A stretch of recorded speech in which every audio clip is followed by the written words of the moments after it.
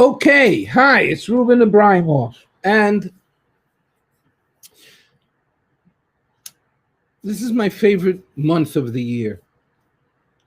Now, some people would say, what do you mean? What's so special? And I would say, well, there's so many interesting things about the Jewish month that was originally HaChodesh Hazeh Lachem Rosh Chodashim. English, Ruben. This month that just started is the first month of the entire year. Not January, not Rosh Hashanah with Tishrei, but this one. So, hey, how could you say such a thing? So, I'll take out a Chumash, and I'll open it up, if I can find one close by. And we could look at where it says that this month, HaChodesh Hazeh Lachem Rosh Chodashim, that this month is the head month of the year. Let me see if I can find it. So that means that the new year started now in the springtime. And you have a lot of calendars that start in the springtime. I know the Persian calendar, that's called the Nowruz, which happens to have been my great-grandfather's name, Nowruz Kalati. Then you also have spring, which some people would say, well, that's a new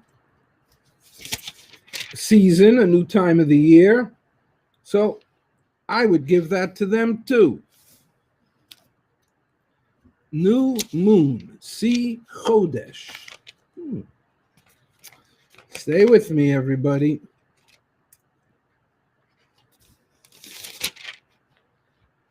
Chodesh. All right, Ruben, get it together. Okay, super positive. Here we go. Right out there. So it says that 4:36. Oh, I pray this comes out the way it should. And it says, and I could probably say it by heart, but let's see if I could see it in the text.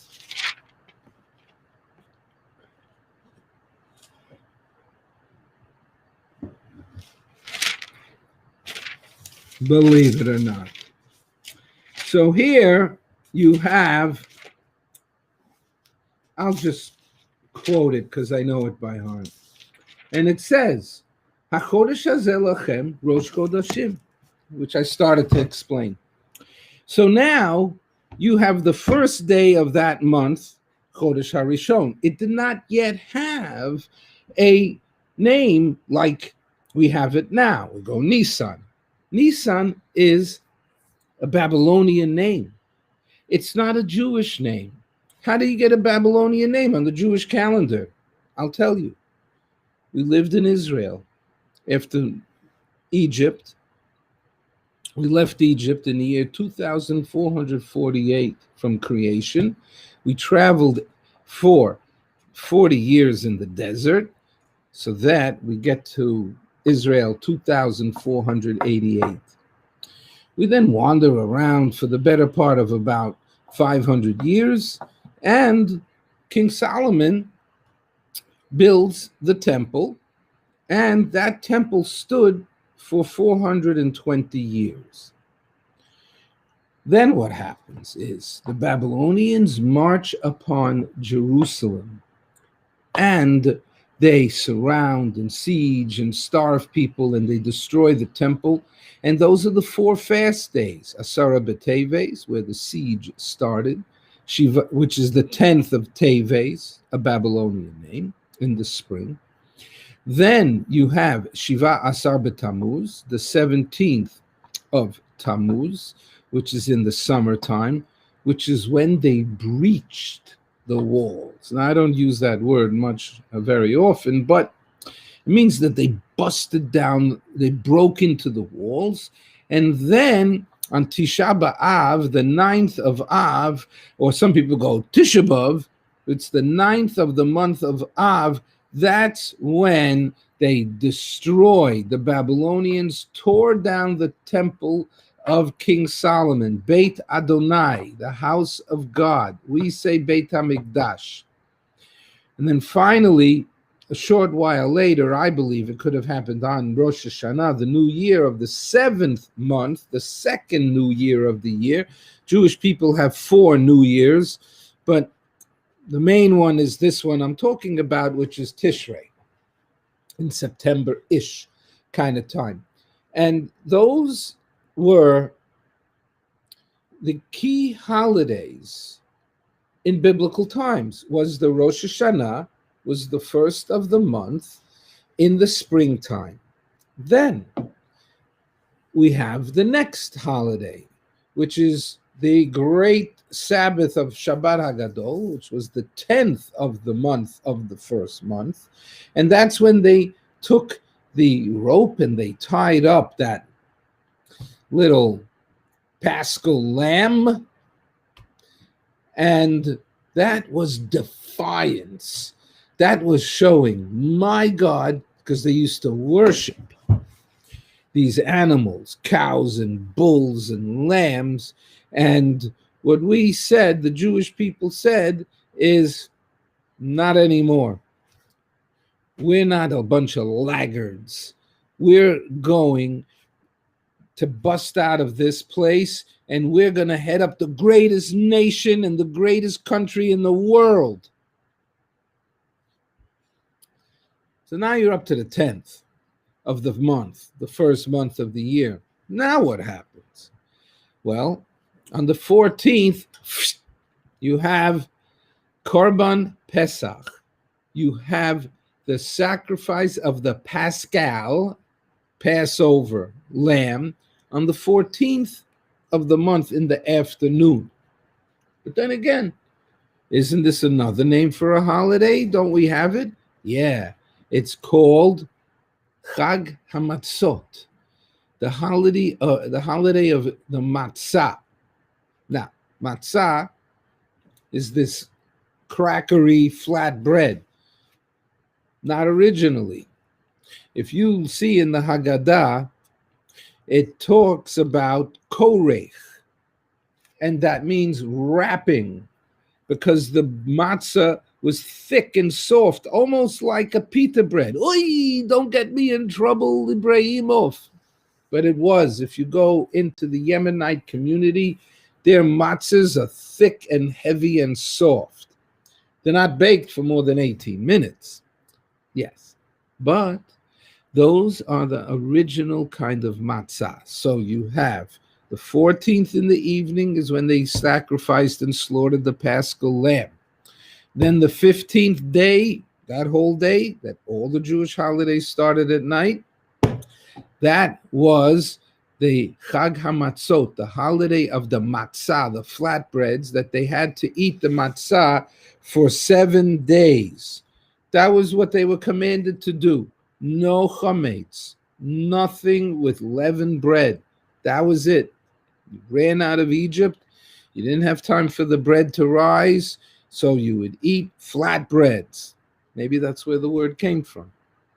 Then, it's not over yet. The 16th of the month. Now, you have to remember, on a timeline, that year was 2448. Now roll forward, they were in the land of Israel. Uvatem el haaretz. When they came to the land, this is when that they would count the Omer. Now you go, Baruch atah Hashem Elokeinu melech ha'olam, and you count the Omer. Not the point. The point of the Omer was that we lived in an agricultural society. And living in an agricultural society, our lives were dependent on the crops. No crops, holy crops. And when you had the holy crops, you would have to go to the field, harvest on the 16th of that month of the Chodesh HaRishon, of the first of the month, and you would harvest the barley. Barley harvested first, then was the wheat.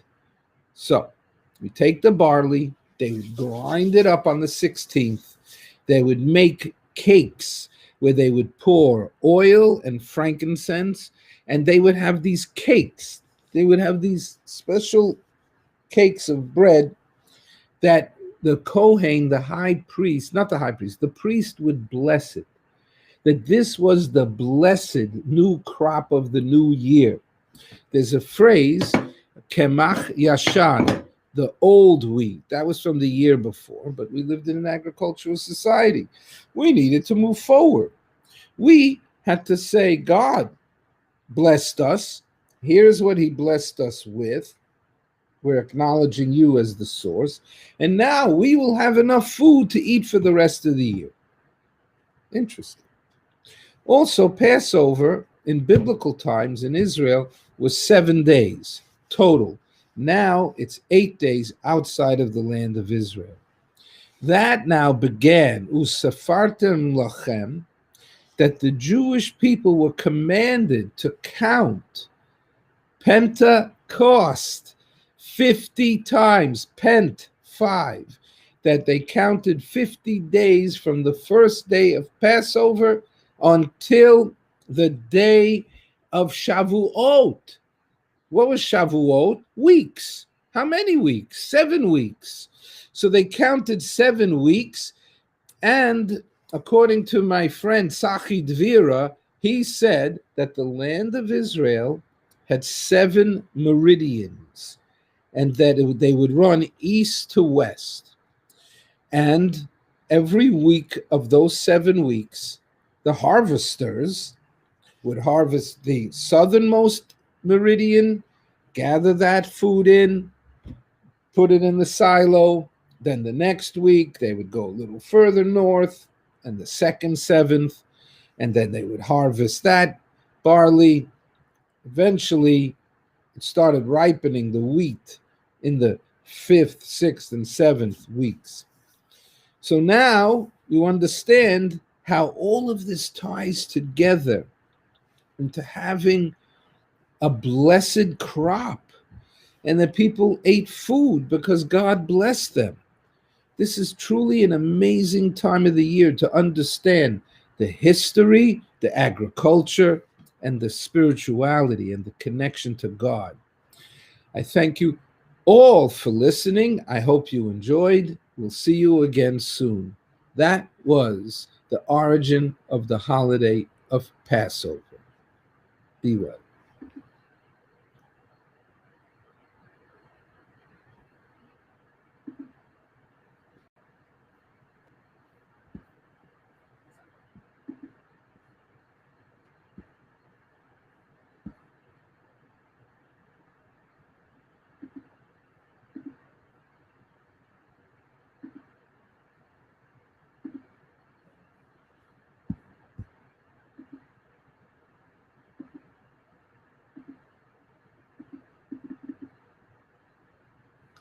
Wish I knew how to shut it off. And